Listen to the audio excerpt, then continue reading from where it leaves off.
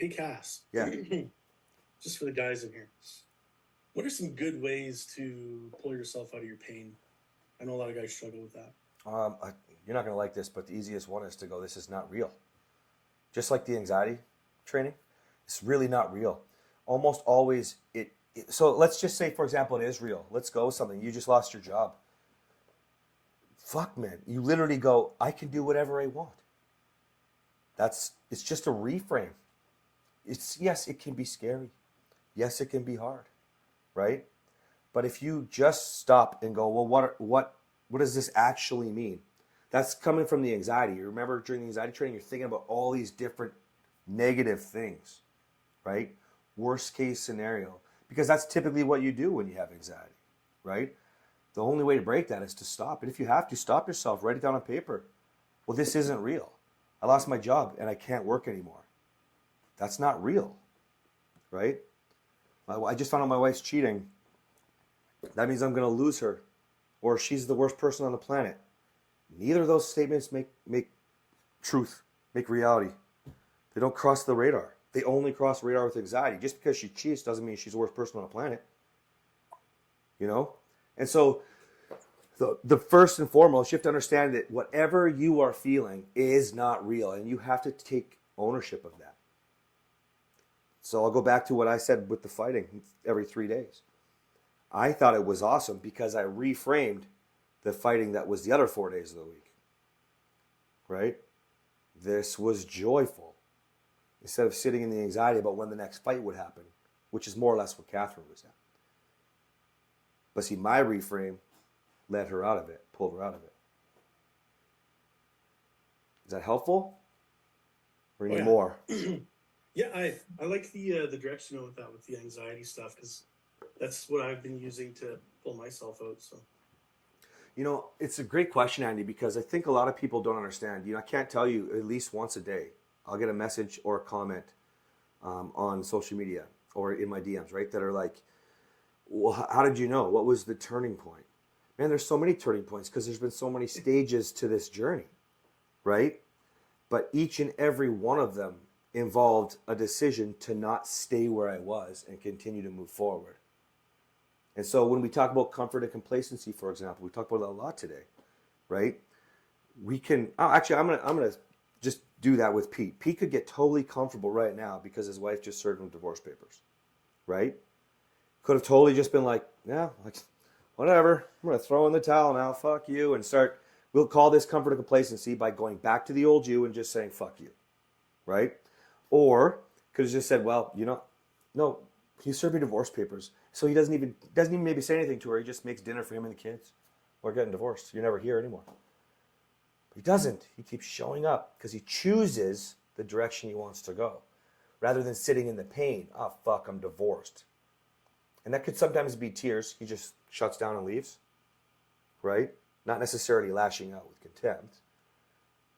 All of those are a choice to stay exactly where you are or go back to where you were versus a choice to move forward.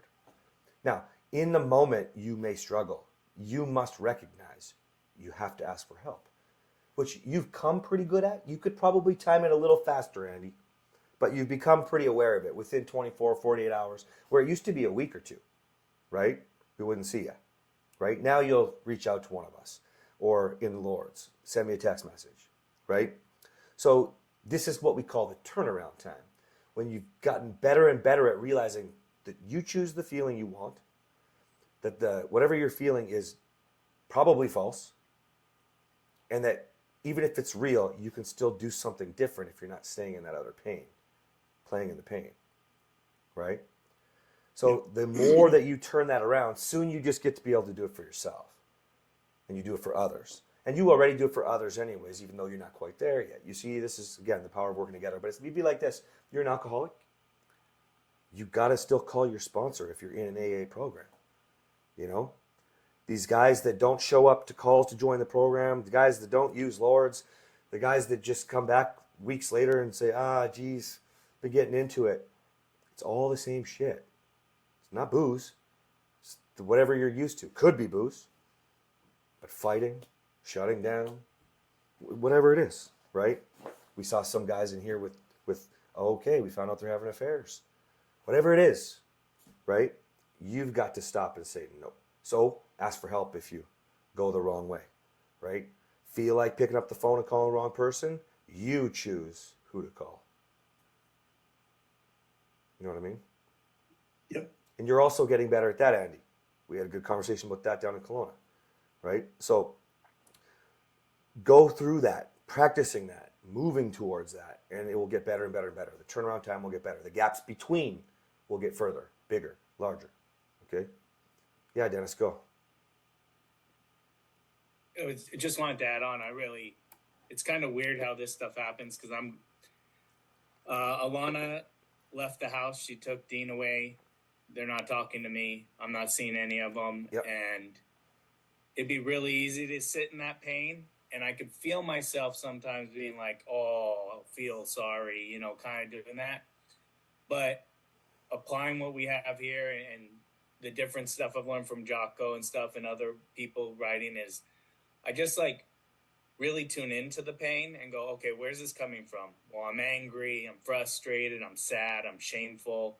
And then working through those emotions and just getting rid of them has helped me from instead of downward spiraling right now, I just feel like, okay, well, I got work to do. And how can I change the situation around and how can I move forward? And it's kind of the perfect thing hearing your advice because it's going to help me because that's right where I'm at right now. I could sit in my pain or not. So it's been rough, but I feel more positive, more moving forward than I think I ever have when faced with adversity. So let's put this together for you now, Dennis. Okay? So when you understand it's a choice to stay in your pain and that more than likely you're going to play in the pain if you're facing alternate realities that are not the truth. Meaning, it could be a bad situation. Alana and Dean left. Okay? That could feel terrible. But failure, and we're not calling this an absolute failure, just failure. It sucks. We lost. She left. Right? So, now, by the way, that's a massive win because you didn't leave like she asked you to. She's choosing. You're following through on your values. Right? So, that's totally more for her to reflect on now. Okay? More chances to respond when she starts losing her mind because you made her leave. No, I didn't. Right? So we're not going to play in the pain. What's the reality? The reality is I'm going to keep showing up. The reality is I'm going to show her how much Dean matters to me. I'm going to show her that Dean's the one that's suffering. I'm going to show her what she's missing out with me. Right? And you choose all of this. It's the only way you can make your own opportunities. Right? Now, let me tie it in together for you. When you understand what you're feeling in those alternate realities and the truth is simple. The truth is, Alana left because I wouldn't leave. How do I feel? I feel lonely.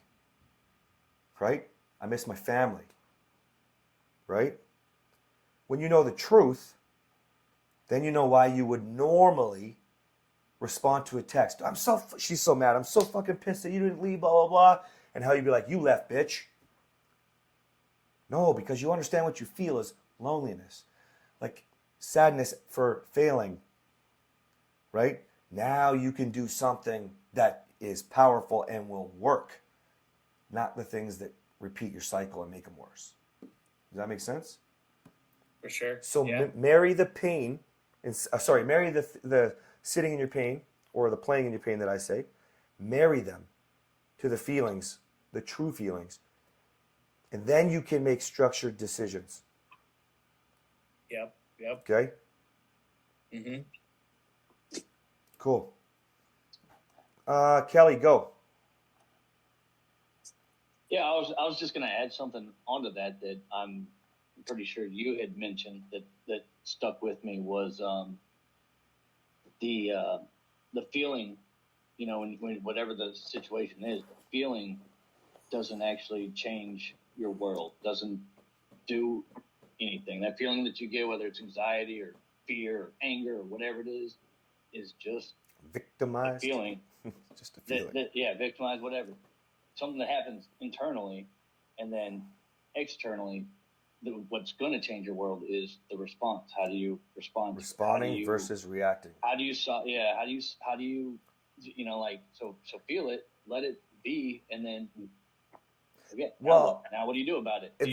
Like you said, do you snap and call her a bitch, or do you, like, this that's is the what's going to and change? this is the problem, right? What most people do is they don't recognize what they're actually feeling. I feel so hurt, and I'm a victim because you hurt me. So now we lash out with an anger, secondary emotion, for example, right? And so the power of this is understanding what you truly feel. And the confusing part is you don't know if you're allowed. No, you just don't know how to share your feelings, and that's why you're not allowed, right? You know, you got to be a tough guy, not have feelings. Bullshit. But the reason why women say, well, I don't want a soft man is because you're not a soft man. You're actually a fucking angry man or a baby, pouting, frustrated, temper tantrums or whatever. These aren't processing feelings or sharing feelings. These are secondary emotions where you're losing your fucking cool. Well, of course that's not manly. That's toddlerish, right? So, yeah, good reflections. You did. That's in Man with Impact near the end, right? And important to understand. Remember, though, we are not in a rush to share our feelings. We got to make her feel safe again. All of us that joined the reset have made her feel so unsafe. That's not really about our feelings right now. I want you to understand what you're feeling, but we want her to be excited or curious at the very least. Back to some of her natural, empathetic, loving state, nurturing, where she wants to be curious, know what's going on, right? More important. But if you can, along the journey, be aware of what you feel, then you'll be in control when you have the first talk in 2 years with your wife just after she serves your divorce papers. Because you know what you fucking feel. Right? So he's not lashing out in contempt because it hurts so freaking bad. You don't let it control you. You don't let it... Exactly. There's a gap between the stimulus and the response. Mm-hmm. You can react if you want. The same goes for her. There's a trigger. We get it. Stimulus. Help her put the gun down. Help her put the gun down. The best way to do that is to not puke your feelings. You may share them if it's time. But does that make much sense if she's ready to pull a trigger? You see it in movies all the time, right? They're ready to pull a trigger on you. No, don't have a family, blah, blah, blah. Everybody's got a fucking family. Shut the fuck up. That's like the number one thing in the world. So what the fuck? What are you pleading your case here? No. They don't care. They just want whatever you have. They're going to rob you, right? You got to think about it a little more realistically. Where are you going to get? This person has a heart and it's broken. Maybe they're desperate. Stealing because they have to... I don't know. I was pointing over here talking to this person and I don't know who's there. There's nobody there. It's just my light. So anyways, yeah, that's why we're patient. We want to get her in a position where she feels safe enough to put the gun down, right? Or knock the wall down would be another way of putting it.